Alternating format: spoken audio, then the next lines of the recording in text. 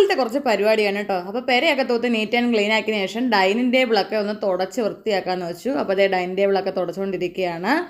അപ്പോൾ അത്രയും ഒരു പരിപാടിയൊക്കെ കഴിഞ്ഞിട്ടുണ്ട്. ഡൈനിങ് ടേബിളിൻ്റെ പരിപാടിയെല്ലാം കഴിഞ്ഞ് ഇനി നേരെ നമുക്ക് രാവിലെ വല്ലതും കഴിക്കണ്ടേ. അപ്പോൾ ഞാൻ വിചാരിച്ചിരുന്നു ദോശ ഉണ്ടാക്കാമെന്ന്. താണ്ടെ ദോശ ഉണ്ടാക്കാനായിട്ട് നമ്മുടെ ദോശക്കല്ലിലേക്ക് നേരെ എണ്ണയൊക്കെ തേച്ച് കൊടുത്തു.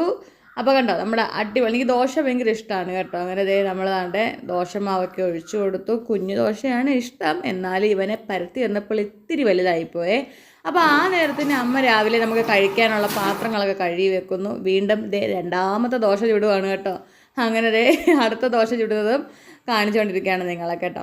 അപ്പോൾ ഇനി ഇതിനോട് ഈ രാവിലത്തെ പരിപാടിയോടൊപ്പം തന്നെ നമ്മൾ ഉച്ചലത്തെ പരിപാടിയും കൂടെ അങ്ങ് നോക്കുന്നുണ്ട്. ഞാൻ ദോശ ചുടുന്നു, അമ്മ ദേ ചോറിനുള്ള അരി കഴുകുകയാണ്.